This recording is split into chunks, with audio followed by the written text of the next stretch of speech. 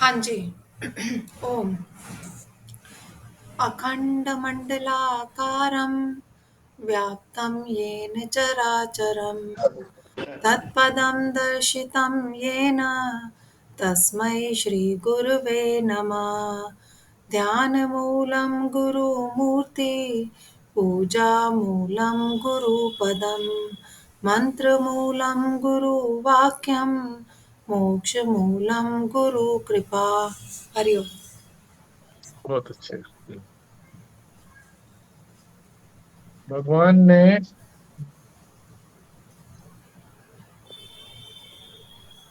बताना शुरू किया था कि ज्ञान जो है वो भी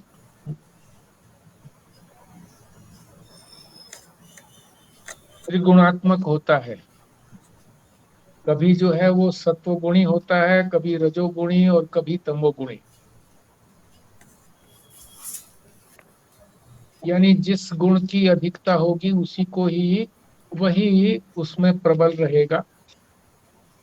तो ज्ञान के बारे में बताया, अभी बता ही रहे हैं। कर्म के बारे में भी बताएंगे, कौन सा कर्म जो है वो सत्वगुणी है, सतोगुणी है, या रजोगुणी है, या तमोगुणी है। इसी तरह से कर्ता के बारे में भी बताएंगे कि कौन कर्ता जो है सत्वगुणी है, कौन कर्ता जो है वो रजोगुणी है, और कौन तमोगुणी है। तो कल हमने 20वें श्लोक के माध्यम से जो ज्ञान बताया था, सतोगुणी ज्ञान, उसमें जो मुख्य बात बताई थी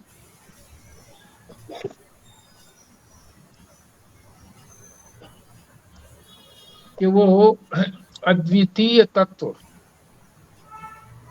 को ज्ञान कहा जाता है। जब सत्व गुण होता है तब अद्वितीय ज्ञान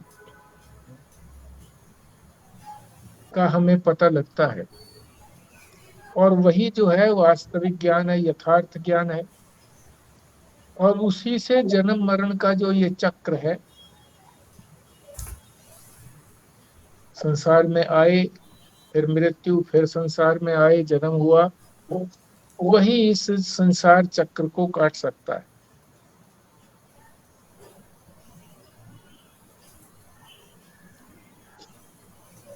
आज जो है वो 21वें श्लोक के माध्यम से बताएंगे कि जो राजस और तामस जो ज्ञान है वो छोड़ने के लायक है। जितने भी द्वैत दर्शन हैं,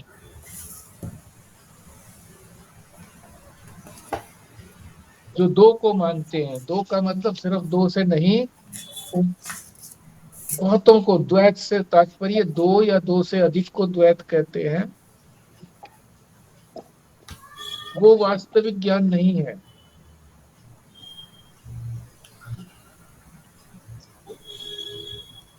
वो गलत ज्ञान है। वो इस संसार चक्र को नहीं काट सकता। इसलिए वो हेय है। हेय, हेय का मतलब उसको, उस ज्ञान से हमारा कोई कल्याण नहीं होने वाला, उसको छोड़ना है। और जो सत्वगुणी ज्ञान है वो है उपादेय, जिसको अद्वितीय कहा। तो ये दो शब्द हो गए। एक है उपादेय, यानी जो हमें ग्रहण करना चाहिए, ऐसा ज्ञान हमारे काम का है। और हे का तात्पर्य है जो छोड़ना है। तो राजस और तामस दोनों हे ज्ञान है। तो 21वें के अंदर राजस गुण को ही बताएंगे कि राजस में ज्ञान किस तरह का होता है। पहले पाठ, पृथक्त्वेन तु यत् ज्ञानम नाना भावान पृथक विधान वेत्ति सर्वेषु भूतेषु तद ज्ञानम विद्धि राजसम। हाँ जी, स्वस्तिका जी करिए वाचन। हाँ जी। पृथक्त्वेन तु यज्ञानं नानाभावान् पृथग्विधान् वेत्ति सर्वेषु भूतेषु तज्ज्ञानं विद्धि राजसम्। विमला जी।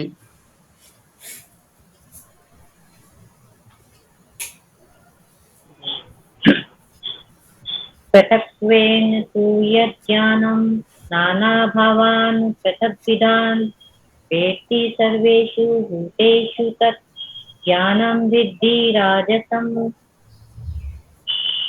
भारद्वाज साहब। जी। पृथक्त्वेन तु यत् ज्ञानं नानाभावान् पृथग्विधान् वेति सर्वेषु भूतेषु तत् ज्ञानं विधि राजसम्। खुराना जी। ये पृथक्त्वेन तु यत् ज्ञानं नानाभावान् पृथग्विधान् वेति सर्वेषु भूतेषु तत् ज्ञानं विधि राजसम्। ओम। संजीव शर्मा जी।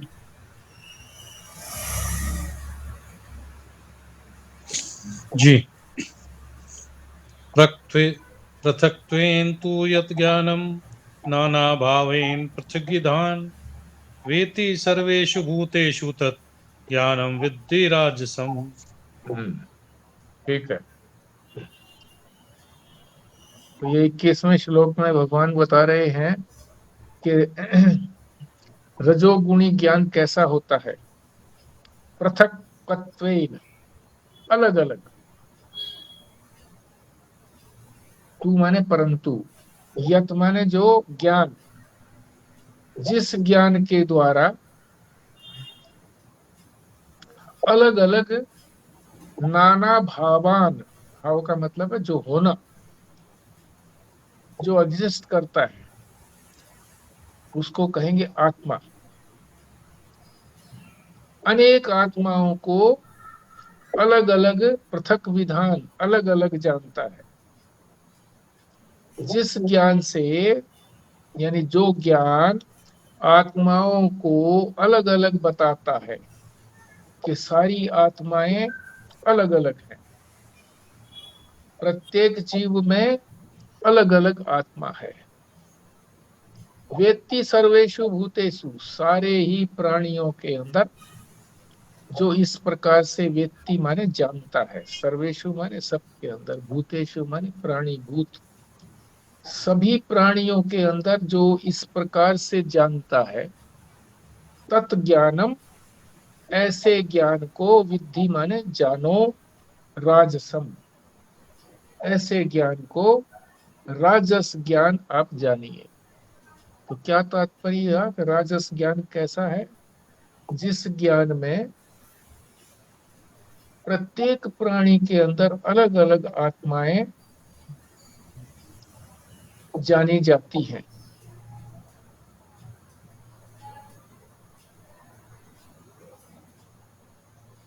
ये कौन होता है जो इस तरह से अलग अलग जानता है? वो अज्ञ, ठीक ज्ञान नहीं है उसको, अज्ञानी है।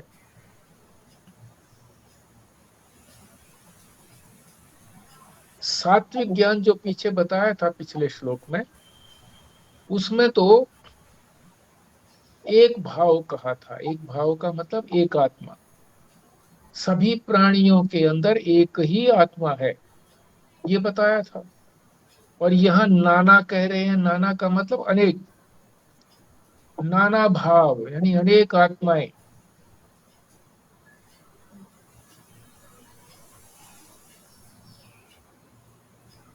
इस ज्ञान से ये समझ में आता है कि शरीर के अंदर आत्माएं सबकी अलग अलग हैं, जितने शरीर उतनी ही आत्माएं।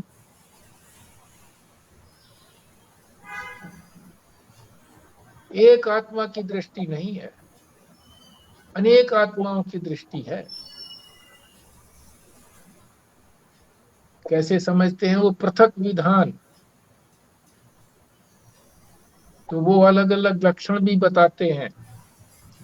कि कैसे आत्माएं अलग अलग हैं, अपनी इस बात को सिद्ध करने के लिए कि कोई सुखी है कोई दुखी है, कोई पुण्य कर्म करता है कोई पाप कर्म करता है, इसलिए कोई पुण्यात्मा बनेगा कोई पापात्मा होगा।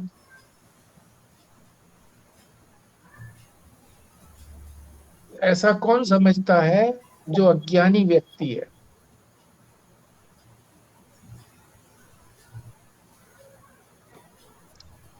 व्यक्ति माने जानता है। यहाँ जो शब्द कहा है ज्ञानम वेत्ति, ज्ञान जानता है। देखो ये रहस्य की बात है। ज्ञान नहीं जानता किसी को, ज्ञान से जाना जाता है, ज्ञान से जाना जाता है। ज्ञान होगा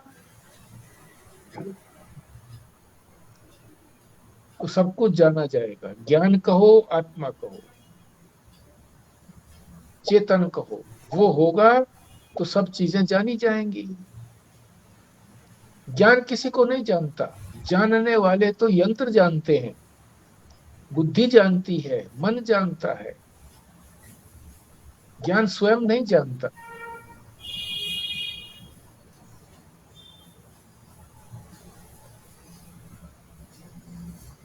इस तरह का जो ज्ञान है, जो भिन्न भिन्न आत्माएं मानता है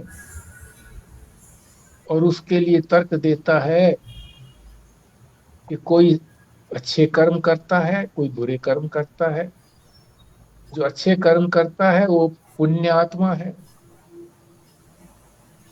जो बुरे कर्म करता है वो पापात्मा है। आत्मा को कोई पाप पुण्य नहीं लगता।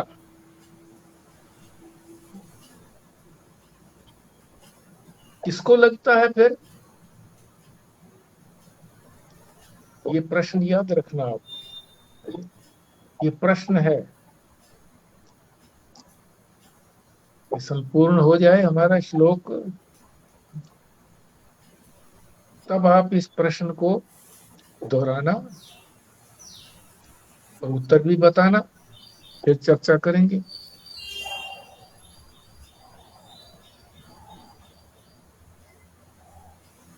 इस तरह का जो ज्ञान है उसको रजोगुणी कहा जाता है। इससे क्या हानि होती है? राग और द्वेष उत्पन्न होता है, यही तो सबसे बड़ी हानि है।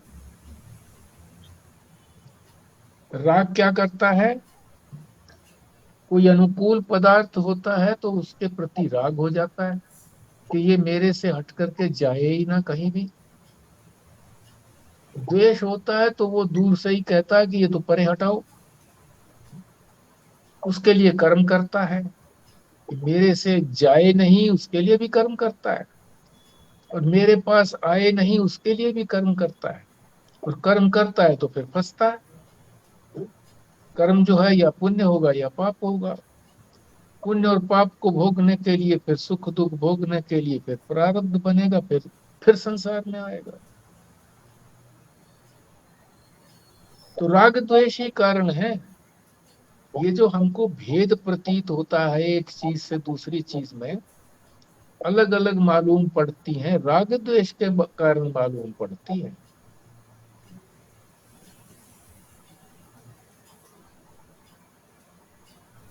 और रजोगुणी जो है वो फिर इस राग द्वेष के कारण ही आत्माओं को अलग अलग मान लेता है। इसीलिए इसको राजस ज्ञान कहा जाता है। ये जितने भी भेद हैं ये तो शरीरों के भेद हैं, उपाधियों के भेद है। कोई पुरुष है कोई स्त्री है, कोई पशु है कोई पक्षी है, कोई कीटाणु है। शरीर अलग अलग है ना, हमको तो शरीर दिखते हैं, आत्मा तो दिखती नहीं है। फिर ये कैसे कहते हैं कि आत्माएं सबकी अलग अलग हैं? गलत ज्ञान है इनका। फिर इन्होंने जैसे कहा सुखी दुखी होते हैं, सुखी दुखी हुए वो सूक्ष्म शरीर के कारण होते हैं, सूक्ष्म शरीर के कारण। आत्मा में सुख दुख नहीं होता। सुख होता है तो भी मन और बुद्धि को होता है, दुख होता है तो भी मन और बुद्धि को यानी अंतःकरण को होता है। उसको फिर अहंकार कर लेता है कि मुझे दुख हुआ, मैं मान लेता, उसको अंतःकरण के बुद्धि को मैं मान लिया, मन को मैं मान लिया, तो मैं दुखी। तो ये जो है ना सूक्ष्म शरीर को ही आत्मा मानते हैं कि ये तो बदलती नहीं है। इसमें जो अंतिम है जो पंक्ति दी है ना, स्थूल शरीर बदलने से सूक्ष्म शरीर नहीं बदलता। अब इस पर काफी मत्थापच्ची करनी पड़ी।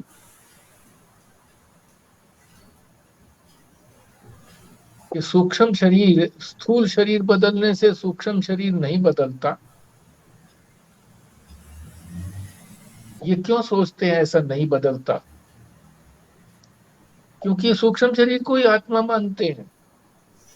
सुख दुख उसी को ही होता है, पाप पुण्य उसी में ही लगते हैं, तो आत्मा को लगते नहीं है। भिन्न भिन्न शरीरों को देख करके, यानी सूक्ष्म शरीरों में जो भिन्न भिन्न अनुभव होते हैं वो, और स्थूल शरीरों में भिन्न भिन्न जो आकार होते हैं उनको जान करके वो आत्मा को अलग अलग मानता है कि सबकी आत्माएं अलग अलग हैं, नाना है, अनेक हैं, एक नहीं है। और जो ज्ञान ये बताता है कि आत्मा तो एक अद्वितीय है, दूसरा कोई आत्मा के अतिरिक्त है ही नहीं, तत्व ही नहीं है कोई। अगर दिखता है तो वो केवल प्रतीति मात्र है, बस दिख रहा है। जैसे पड़ी रस्सी है, थोड़ा अंधकार है थोड़ा प्रकाश है, तो हम उसको सांप जानते हैं कि तो सांप है। प्रकाश करने से वो सांप कहीं चला थोड़ी गया, था ही नहीं सांप। इसी तरह से ये और कोई जो भी प्रतीत होता है सारा संसार, वो है ही नहीं, वास्तव में अज्ञान से प्रतीत होता है। उस अद्वितीय तत्व को नहीं जानते हैं, इसीलिए ये सारा संसार उठ खड़ा हुआ है। सर्प की तरह से रस्सी को माला भी समझ लेते हैं कुछ लोग, कोई जलधारा समझ लेता है, कोई डंडा समझ लेता है। इसी तरह से अनेक संसार बन गया। अद्वितीय तत्व है, दूसरा तो कोई है ही नहीं। और जो ज्ञान अनेक आत्माओं वाले ज्ञान को सही ज्ञान कहता है, वो जो है वो हे ज्ञान है, हे छोड़ने चाहिए, उस ज्ञान को छोड़ देना चाहिए कि अनेक आत्माएं तो है नहीं, आत्मा तो केवल एक ही है। उसी एक तत्व को हमने जानना है तो ये अनेकता सारी खत्म हो जाएगी। तो ये रजोगुणी ज्ञान की बात 21वें श्लोक में भगवान ने कह दी है। अब आप इसमें शेयर कीजिए।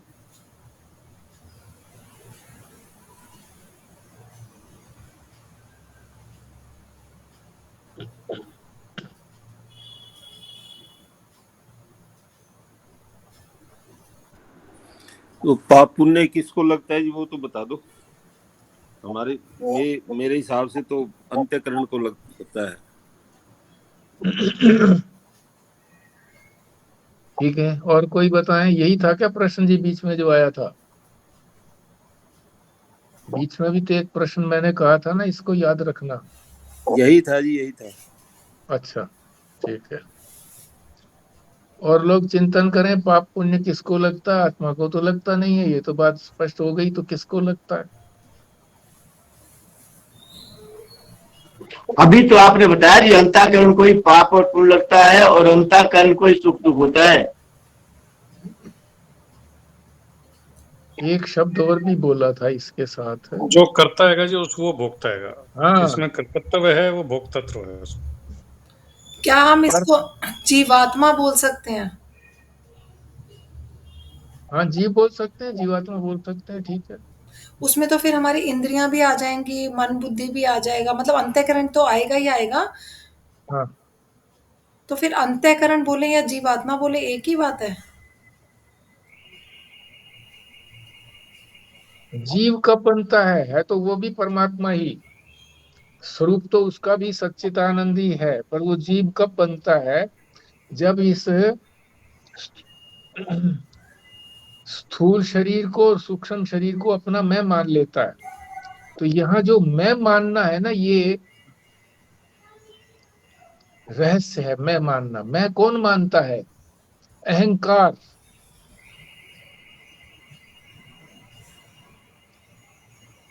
अंतःकरण को पाप पुण्य इसलिए नहीं कह पाएंगे, पूरा नहीं बनता इससे। अंतःकरण को जो मैं मानता है वही तो करता हुआ ना, वही वही ज्ञाता कहो उसको, करता ना कहो तो ज्ञाता वो जानता है। अंतःकरण को मैं जानता है। अहंकार का मतलब मैं। नहीं, मैं अहंकार तो हो जाएगा, पर फिर अंतःकरण कर तो नहीं सकता ना, चाहे वो मैं मानता रहे।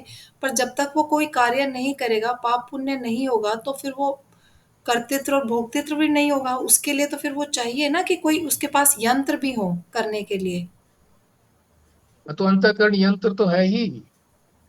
नहीं, अंतःकरण में तो मन बुद्धि चित्त अहंकार है ना, कर्म वो तो नहीं है ना। कर्मेंद्रियां तो नहीं है उसके अंदर, और है क्या उसमें? कर्मेंद्रियां तो नहीं है, ठीक है। बहिर्करण तो नहीं है, बाहर के कर्ण तो नहीं है, पर अंतःकरण का मतलब अंदर के कर्ण तो है। गलत तो सोच सकता है, गलत तो निश्चय कर सकता है वो। नहीं, गलत करता रहे, पर जब तक गलत काम नहीं होंगे या अच्छे काम नहीं होंगे, तो फिर वो उन चक्कर में कैसे पड़ेगा? नहीं, ऐसा नहीं है। ओके। गलत सोचना भी पाप है।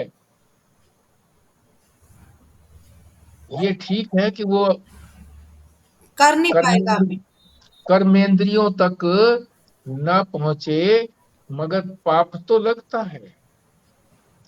किसी के बारे में गलत सोचना, हमने कितना पीछे समझा था कि हम ये सोचे हैं कि भाई हाँ चलो, इसका भगवान ने जो है बदला दे दिया, ये भी नहीं सोचना होता है। स्वीकृति भी नहीं देनी है, किसी का बुरा हो जाए तो स्वीकृति भी नहीं देनी है। तो मन ही तो स्वीकार करता है इसको, बुद्धि स्वीकार करती है।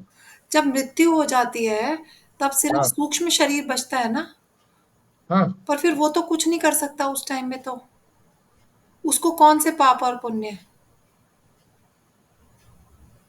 उस समय थोड़ी करता है, मृत्यु के समय में। वो तो पहले किया ना उसने। पहले तो कर लिया, तो हाँ, तो खाली अंतःकरण तो कुछ नहीं कर सकता ना, सूक्ष्म शरीर तो कुछ नहीं कर सकता जब तक कि वो जीवात्मा, मतलब जब तक उसके पास कर्म करने के यंत्र नहीं होंगे, तो तब तक पाप पुण्य का क्या?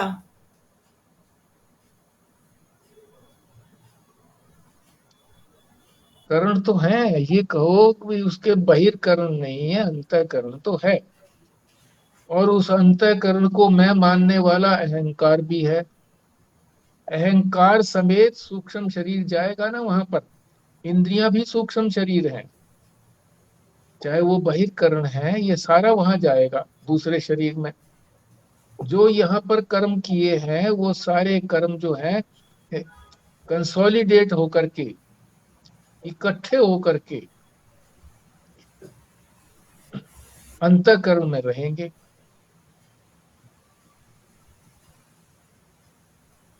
और उसी के अनुसार फिर आगे भी कर्म करेगा वो।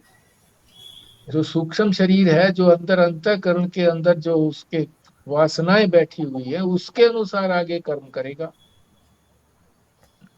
पर स्थूल शरीर के बिना वो कर्म तो नहीं कर सकता ना कुछ भी, तभी तो अगला जन्म लेना पड़ता है कि जो भी कुछ भोगना है, करना है, उसके लिए तो फिर से हमें चाहिए शरीर, स्थूल शरीर। तो स्थूल शरीर तो मिलेगा ना, अगला जन्म होगा तो स्थूल शरीर मिलेगा। जी वो ट्रांजिशन स्टेज है ना जी। आप तुरंत कह रहे हो कि अंतःकरण जब हो गया अब क्या भोग रहा है, पाप पुण्य भोग रहा है, ऐसा नहीं है।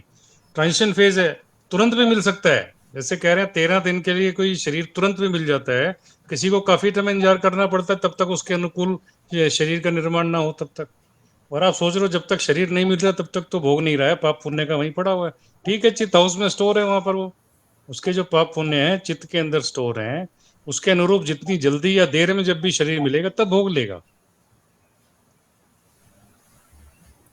तो मतलब मैं तो सिर्फ ये कहना चाहती थी कि जो पाप और पुण्य है इसके लिए तो जीवात्मा, जीवात्मा मतलब कि जिसमें फिर स्थूल शरीर भी होगा और सूक्ष्म शरीर भी होगा, तब वो दोनों के मिलने से ये पाप और पुण्य का भोग हो पाएगा। खाली अंतःकरण से थोड़ी हो सकता है। फिर तो ऐसा होता तो बिना शरीर के भी सारे पाप और पुण्य नष्ट हो जाते। पर बहुत बार हमने सुना है कि मतलब इवन जो जिनका मोक्ष भी होने वाला होता है उनको भी अपने पाप पुण्य के लिए थोड़ी देर के लिए संसार में आना पड़ता है, चाहे कुछ समय के लिए आना पड़े।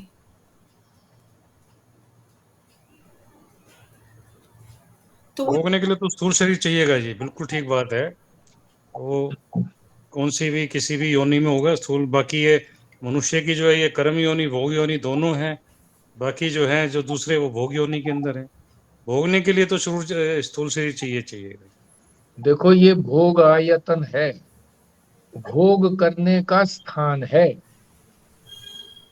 भोगता नहीं है, भोग करने का स्थान है। जैसे शराब पीने को वो शराब खाना जो बोलते हैं वो है।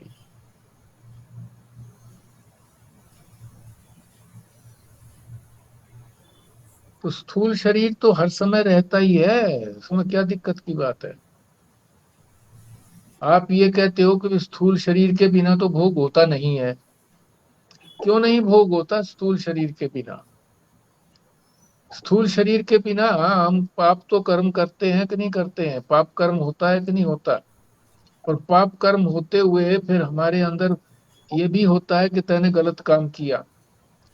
फिर तुम ये कहोगे कि भाई हाँ अब स्थूल शरीर है इसलिए ये सारा चीज हो रहा है, तो ठीक है ही, होने में कोई इनकार थोड़ा ही है। होगा यतन है, उसके बिना तो भोग होगा नहीं, उसके बिना कर्म होगा भी नहीं। मगर कर्म सूक्ष्म शरीर भी कर्म करता है, वो भी जो है वो स्थूल शरीर होगा तभी तो कर्म करेगा, ये भी बात ठीक है। भोग भी तभी होगा, कर्म भी तभी होगा, ये बात ठीक है। मगर ये नहीं है कि सूक्ष्म शरीर से कर्म नहीं होता, सूक्ष्म शरीर से भोग नहीं होता। हमने कुछ नहीं किया, शरीर से हमने पैर हाथ कुछ नहीं हिलाए, किसी को मारा नहीं, मगर हमने किसी के प्रति द्वेष किया, ये मर जाए, तो ये हमारा पाप बनेगा कि नहीं बनेगा? यहाँ तो पाप पुण्य की बात हो रही थी ना, पाप तो बनेगा। और वो पाप किसको लगेगा? वो पाप लगेगा जो उस सूक्ष्म शरीर को मैं मान रहा है उसको लगेगा, अहंकार को। ये बात अलग है कि वो अहंकार जो है वो सूक्ष्म शरीर में भी मैं पना कर लेता है और फिर स्थूल शरीर में भी मैं पना कर लेता है, और फिर स्थूल शरीर को भी पार करके जो स्थूल शरीर के संबंधी हैं उनको भी मेरा बना लेता है, मैं और मेरा।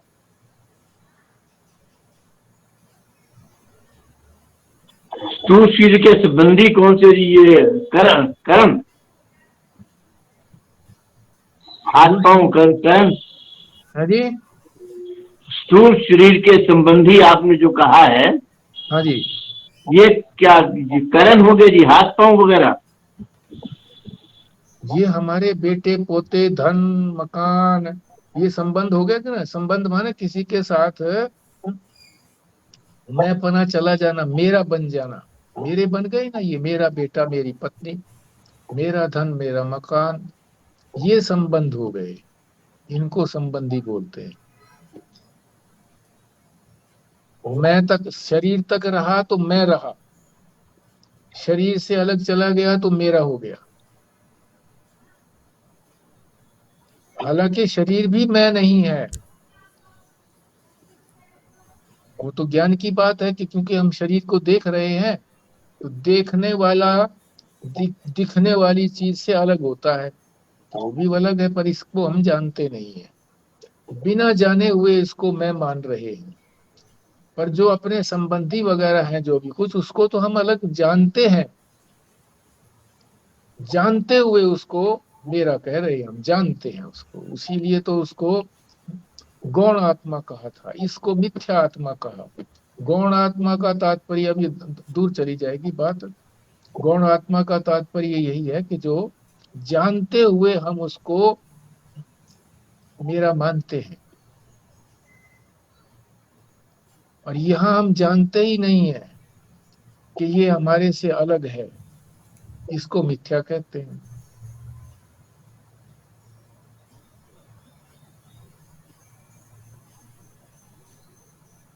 तो इस श्लोक का सार बताएं जी, क्या सार है, और तुलनात्मक तरीके से बताएं। किसके साथ तुलना? सतोगुणी ज्ञान के साथ, सतोगुणी ज्ञान के साथ रजोगुणी ज्ञान की तुलना करके बताइए, पता लगे कि था आप। एक क्वेश्चन था इससे पहले कि हाँ आपने जी, कहा ये राग द्वेष की वजह से हम अलग अलग मानते हैं, हाँ जी, तो हमारा सभी के साथ तो राग द्वेष नहीं होता ना, हम अनजान के साथ भी राग द्वेष नहीं होता, सब उन दूसरे जानवर है उनके साथ कोई राग द्वेष नहीं है हमारा, हम्म, तो ये ठीक कैसे बात, हुआ? हाँ ठीक बात है। वो शरीर के साथ मानते हैं, शरीर अलग देखते हैं हम, उनके साथ राग द्वेष नहीं होता तो शरीर तो अलग अलग दिखते हैं।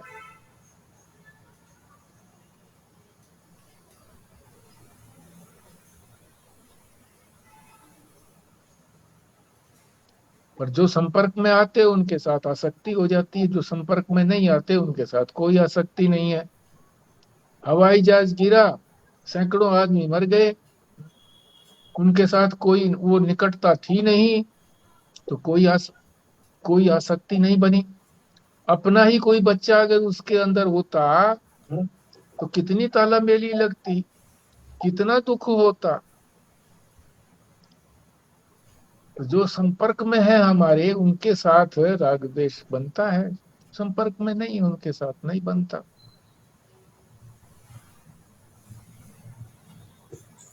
इसमें क्या कहते हैं, जिस ज्ञान से सभी प्राणियों के अंदर अलग अलग आत्माएं हैं, हम्म, इस प्रकार से जो समझता है उसको राजस ज्ञान कहते हैं।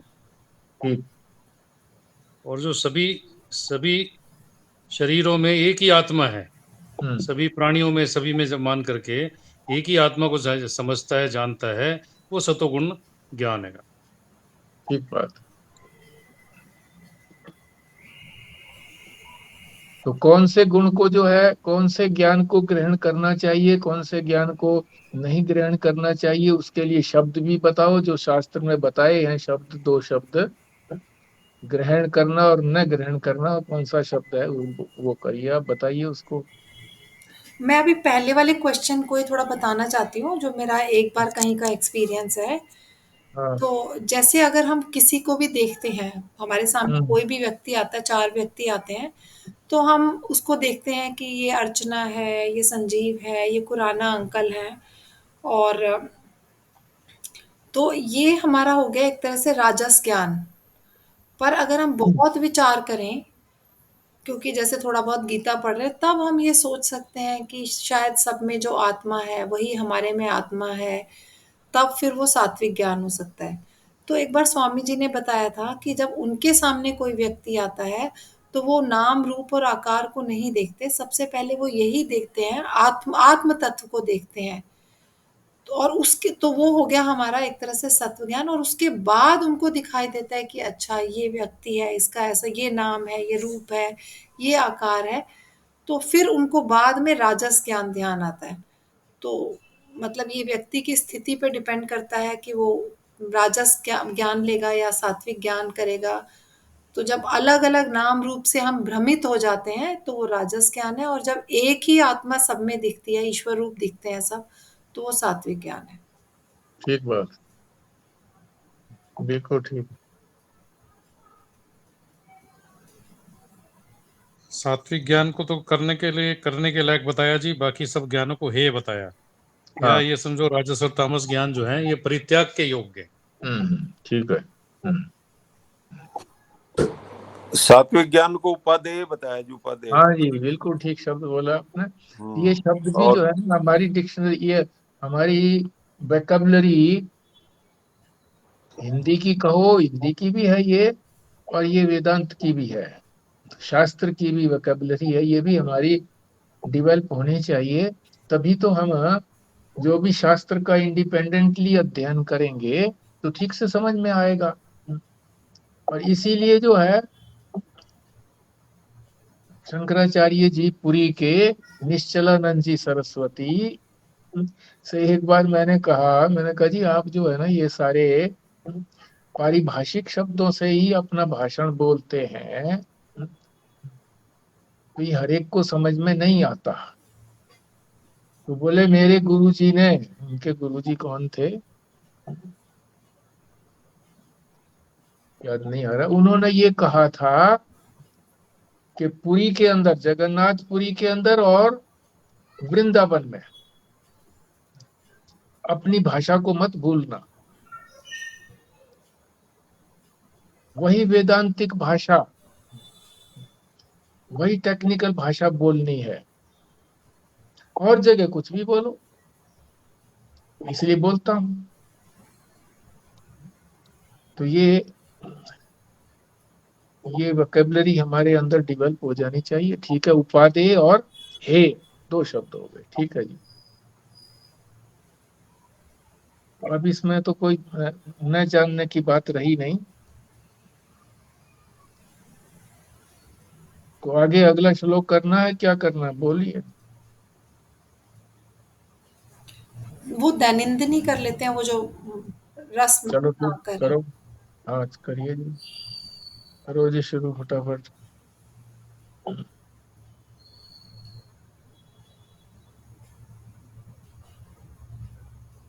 क्या आदेश है जी, कौन करे, जी जी करें, मैं करूं, बताइए।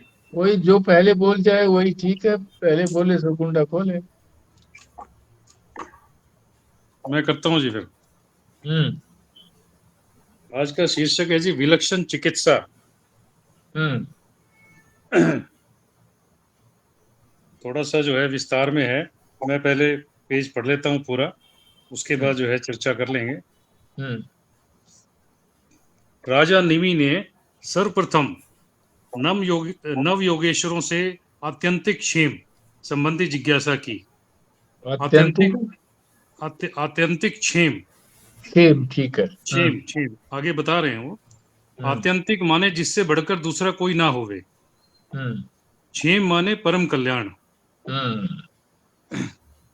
तो आगे कोई श्लोक है कुछ संस्कृत का, उसको छोड़ करके आगे बात चलता हूँ। राजन, भक्त जनों के हृदय से कभी दूर न होने वाले अच्युत भगवान के चरणों की नित्य निरंतर उपासना ही इस संसार में आत्यंतिक क्षेम है और सर्वथा भय शून्य है, ऐसा मेरा निश्चित मत है। देह, गेह एवं तुच्छ असत पदार्थों में अहमता एवं ममता हो जाने के कारण जिन लोगों की चित्त वृत्ति उद्गीन हो रही है, उसका भय भी इस उपासना से पूर्णतः निर्वृत्त हो जाता है। कभी किसी को बताना हो तो उसमें 1 रोग का कारण क्या है, 2 रोग का स्वरूप क्या है, 3 रोग की औषधि क्या है, तथा 4 रोग निवृत्ति का लक्षण क्या है। ये 4 बातें बतानी चाहिए। जो महात्मा कवि 4 बात बताते हैं। पहला, संसार के जीव के रोग का कारण क्या है। बोले, असदात्म भाव, असदात्मा भावात, असत वस्तुओं में आत्म भाव होना यह कारण है। जो चीज है ही नहीं, मरने वाला है, धोखा देने वाला है, क्षण क्षण बदलता जा रहा है, और उसी पर भरोसा करके उसी को मैं मेरा मानकर तुम बैठ गए तो दुख ही मिलेगा। यह जो परिच्छिन्न स्थूल सूक्ष्म कारण देह को अर्थात शरीर मन आदि को जिसे तुम मैं मेरा करके बैठे हुए हो, यह असत है, माने दुष्ट है, इनका कोई ठिकाना ही नहीं है कि कब चले जाएंगे, यही रोग का कारण है। दूसरा, रोग का स्वरूप क्या है, अर्थात आपको तकलीफ क्या होती है। बोले कि महाराज हमको तो कोई तकलीफ नहीं होती, आप ही कहते रहते हो कि तकलीफ है तकलीफ है, हम तो मजे से कमाते हैं, खाते हैं, भोगते हैं। अब आप जब कथा सुनाने लगते हैं तब यह सिद्ध करते हो कि हम बड़े दुखी हैं, तो हमको कभी कभी शंका हो जाती है कि हम सचमुच दुखी हैं क्या। तो रोग का स्वरूप है उद्विग्न बुद्धि। तुम्हारी बुद्धि में जो उद्वेग है, जैसे किसी पागल आदमी को घर में बंद कर दो, वह बार बार उचक उचक कर देखे कि किस रास्ते से कूद पड़े, वैसे ही तुम्हारे हृदय में जो तुम्हारी बुद्धि बंद है, वह कभी आंख के रास्ते, कभी नाक के रास्ते, कभी जीभ, तो कभी कान के रास्ते बाहर भागना चाहती है। अगर घर में उसको सुख शांति होती तो यह बाहर भागने के लिए हर समय उतावली क्यों रहती। तुम्हारी बुद्धि पागल हो गई है, यह रोग का स्वरूप है। तीसरा, अब इसकी दवा क्या है? बोले की दवा है अच्युतस्य पादाम्बुजोपासनम, माने हृदय में चलो और वहां जो अच्युत भगवान बैठे हुए हैं, उनका जो चरणारविंद है उसकी उपासना करो। माने भगवत भाव में स्थित हो जाओ।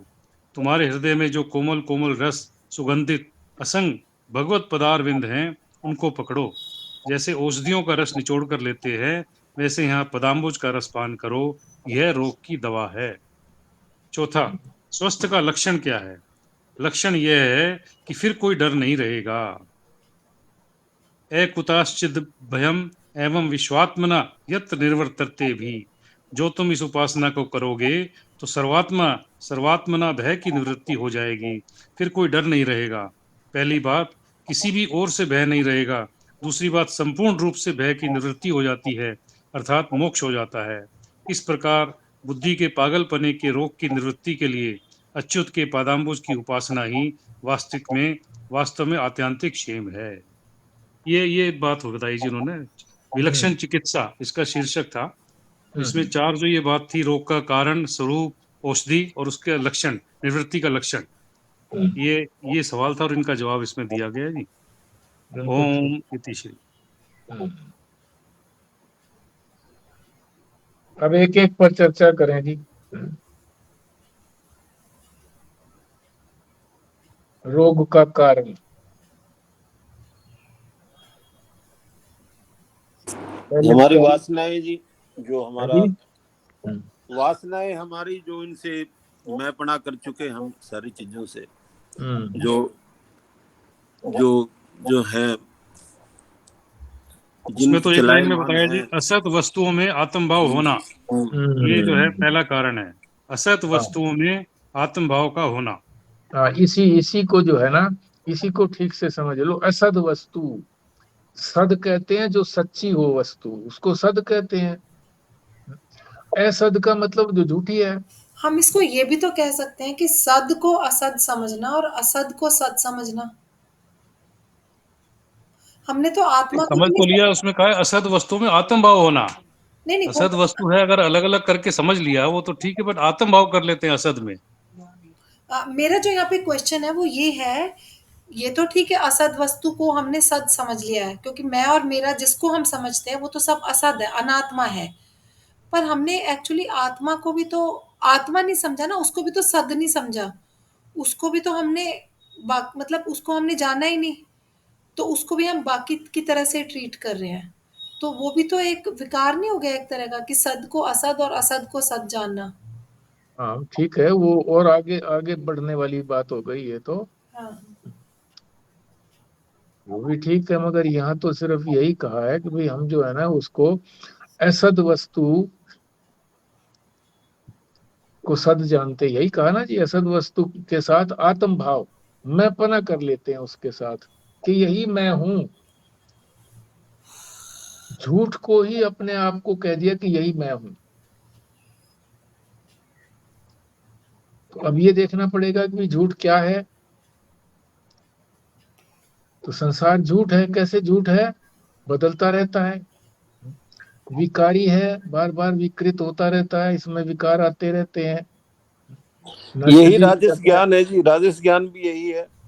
हाँ, राजस ज्ञान भी यही है। ठीक बात है।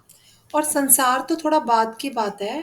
एक्चुअली हम तो अपने शरीर को ही मैं मानते हैं ना, और जबकि शरीर भी तो क्षण क्षण बदल रहा है, शरीर भी बदल रहा है। असद है। तो सबसे बड़ी परेशानी तो शरीर है। संसार से तो फिर भी थोड़ी मुक्ति मिल सकती है, क्योंकि जब हमें बाकी जगह से कष्ट मिलता है तो फिर हम उनसे थोड़ा सा विमुख हो जाते हैं। चाहे थोड़े टाइम के लिए ही हो, पर शरीर से विमुख होना बहुत मुश्किल है। शरीर से अपने आप को हम अलग कर लेंगे तो फिर संसार कहाँ रहेगा? फिर तो रहेगा ही नहीं। जब तक इस हम शरीर के अंदर हैं, शरीर को मैं मान रहे हैं, मैं मान करके ही संसार को हम असत कह रहे हैं कि ये असत है। पहले इसको मैं मान रहे हैं, इसको मैं मानना छोड़ दिया तो ये तो गया ही हाथ से, संसार भी कहाँ रहेगा फिर? जब मानने वाला ही नहीं रहा, अज्ञान ही नहीं रहा, इस शरीर को अपने से अलग समझ लिया कि शरीर मैं नहीं हूं, तो अज्ञान कहाँ रहा? अज्ञान नहीं रहा तो संसार भी नहीं रहा। पर जब तक हम इस शरीर को मैं माने हुए हैं, तब तक हमको पहले इस संसार को मिथ्या मानना है। ये संसार असद है, इसको हमने मैं मान लिया है, मतलब हम और आगे बढ़ गए हैं। इस शरीर को मैं मान करके इस संसार को भी मैं मान लिया है कि ये मैं हूं। आत्म भाव इसी को कहते हैं कि इसी को आत्मा मान लिया, संसार को ही आत्मा मान लिया, असत को ही आत्म भाव कर लिया, असत के अंदर ही आत्म भाव कर लेना।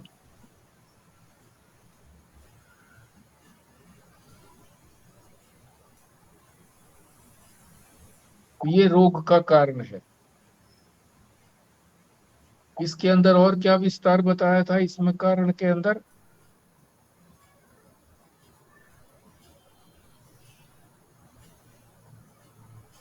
इसी कारण के अंदर और जो लैंग्वेज थी, और यही मेन बात थी कि असद वस्तु में आत्मा कर लेना। हाँ ये तो पॉइंट हो गया ना, इसको समझाया भी तो था ना हम तो। संजीव शर्मा जी इसको जो समझाया था उसमें क्या क्या और शब्दावली क्या थी उसके अंदर, उसमें ताकि ये था जी कि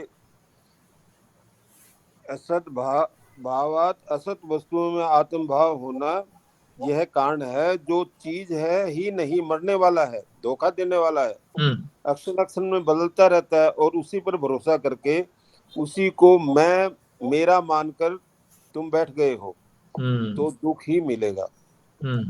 वह जो परिच्छिन्न स्थूल सूक्ष्म कारण देह को अर्थात शरीर मन आदि को जिसे तुम मैं मेरा करके बैठे हुए हो, यह असत है, माने दुष्ट है, इसका कोई ठिकाना ही नहीं है।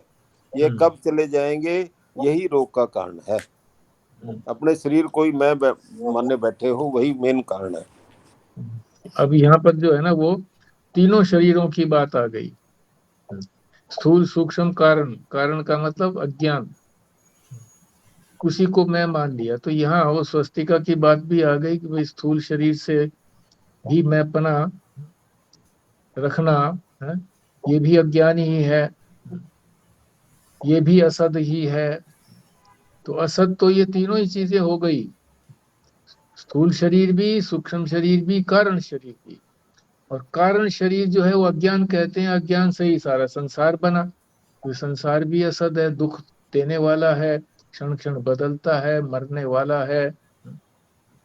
तो ठीक है, इसका विश्लेषण हो गया एक पॉइंट का। आगे दूसरा क्या था? रोग का स्वरूप क्या है? हाँ, स्वरूप क्या है, रोग का स्वरूप क्या है?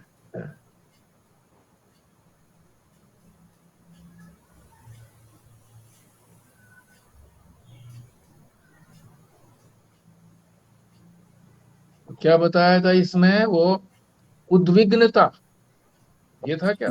जी, हाँ, उद्विगिन बुद्धे तुम्हारी हाँ, बुद्धि में जो उद्वेग है। हाँ, उद्वेग है, उद्वेग भी है, उद्विग्न भी है। उद्वेग का मतलब होता है, उद्विग्न का मतलब होता है बेचैनी। हमारे स्वरूप में जो बेचैनी है, चंचलता है, उसी से ये बाहर निकलते हैं। हम इंद्रियों के माध्यम से, कर्मेंद्रियों के माध्यम से कर्म करते हैं, ज्ञानेंद्रियों के माध्यम से वो करते हैं, अंतःकरण के माध्यम से कोई ना कोई विचार चलता रहता है। और उद्वेग, ये वेग है, जैसे तूफान आता ना, वेग से तूफान आता है, तो उसका इतना तीव्र वेग होता है कि सब चीजों को बहा करके लेकर के चला जाता है। तो उद्वेग है ये, हमारे अंदर जो उद्वेग भरा हुआ है, उद्वेग से ही सारी इंद्रियों से हम बाहर निकलते हैं, यही इसका स्वरूप है।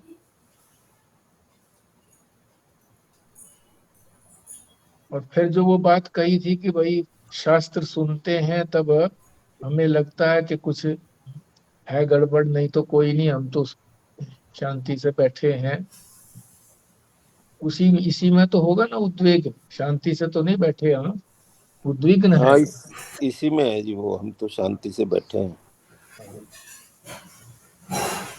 यही स्वरूप है इसका कि उद्वेग है हमारे अंदर। ये अगर शांत होते तो ये उद्वेग ना होता। प्रवचन सुनने से ये थोड़ा उद्वेग जो है ये चलने लगता है, थोड़ा सा चेतना आती है इसके अंदर, उद्वेग में जागृति आती है, ये हिलता जुलता है। और फिर जो है वो काम में लग जाते हैं, तो फिर इस बात को भूल जाते हैं, सत्संग की बात को, कि ये सुना था कि हमारा स्वरूप तो शांत है पर हम तो शांत है नहीं, ये चीज भूल जाती है। तो स्वरूप जो है ये किस चीज का स्वरूप बताया था? बीमारी का स्वरूप बताया था ये। अपना स्वरूप तो शांति है, पर बीमारी का स्वरूप जो है वो अशांति है। अशांति कहो, उद्वेग कहो, उद्विग्नता कहो, चंचलता कहो, ये इसका स्वरूप है।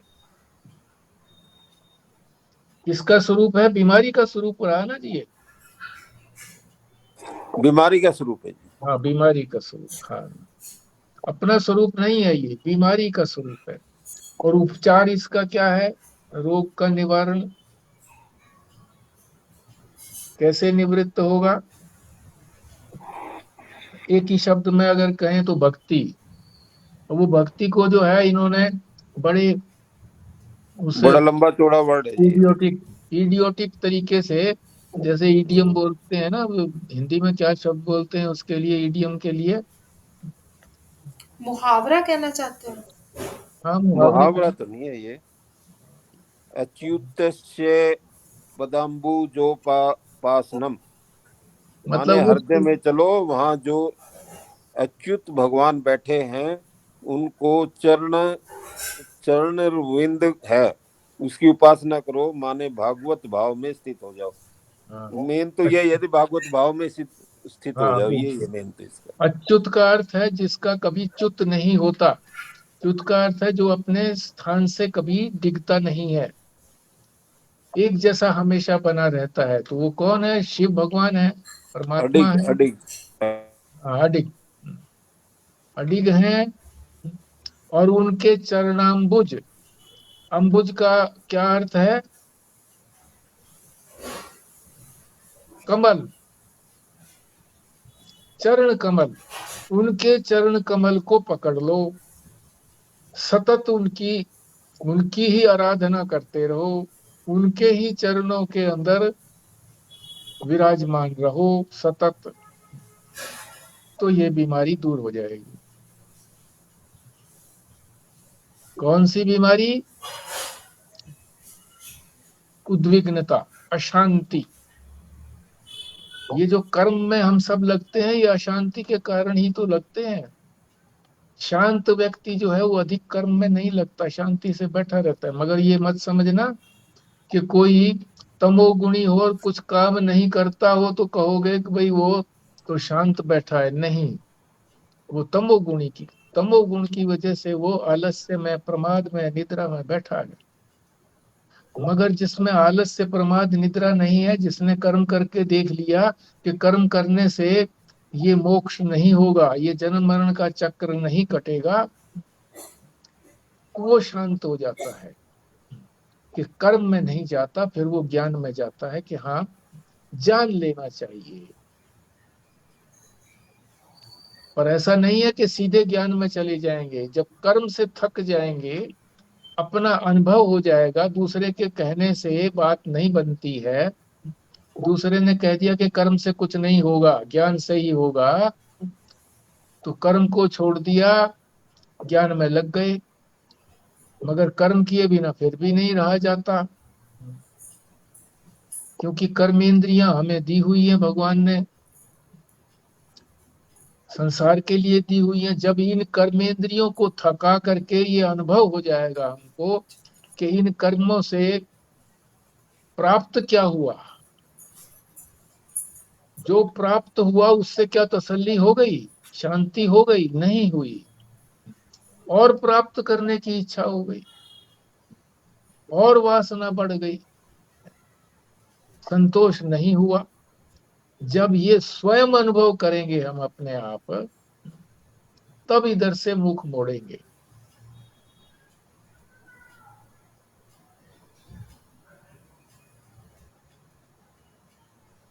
और कोई बोलना चाहे जी?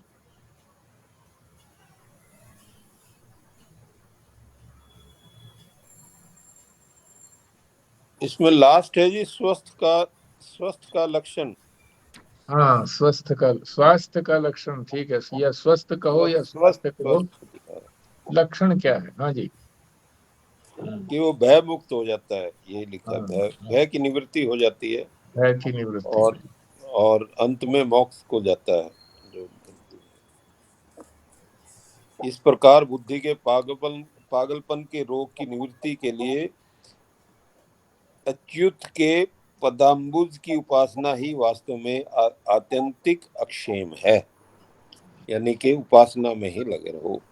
हाँ, आत्यंतिक का मतलब है कि भाई इसके बाद कुछ और करने की जरूरत नहीं है। आत्यंतिक आगे क्या शब्द था? क्षेम। क्षेम। क्षेम माने हमारी सुरक्षा। एक शब्द हमने बार बार गीता में पढ़ा है ना, योग क्षेम। योग का मतलब होता है जो चीज हमको प्राप्त नहीं है उसको प्राप्त करना। ये तो योग हो गया, माने जुड़ना, हमें मिले। और क्षेम जो है, जो हमें मिली हुई है वो सुरक्षित रहे। तो क्षेम का अर्थ है सुरक्षा। इसमें दिया जी परम कल्याण।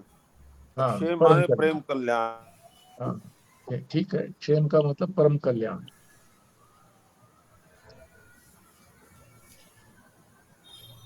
परम कल्याण तभी है जब हमारे से हमारा भय की निवृत्ति हो जाए, अभय पद को प्राप्त कर जाए। अभी तो हम भयभीत रहते हैं, जरा जरा सी बात से भयभीत रहते हैं।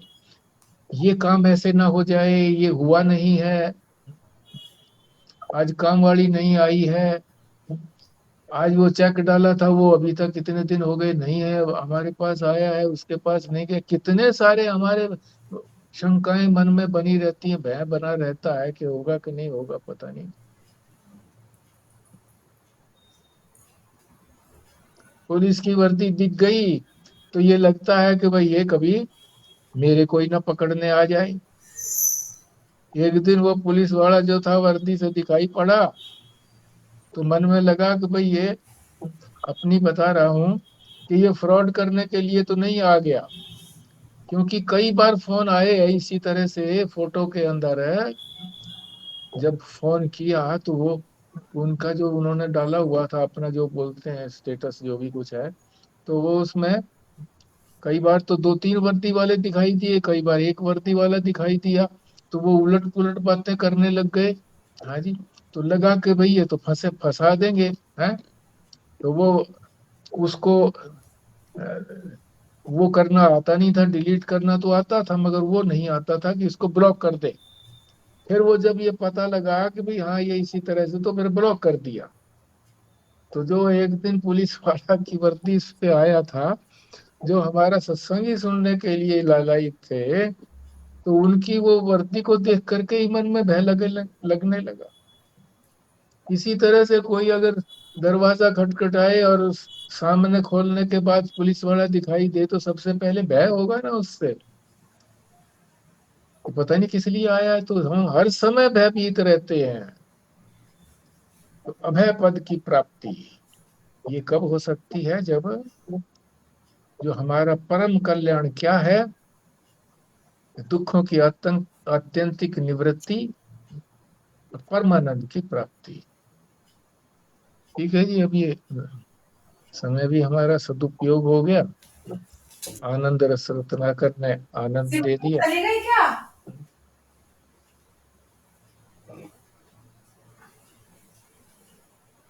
हाँ जी, भारद्वाज साहब बोलिए, आप पूर्णाहुति करिए। जी।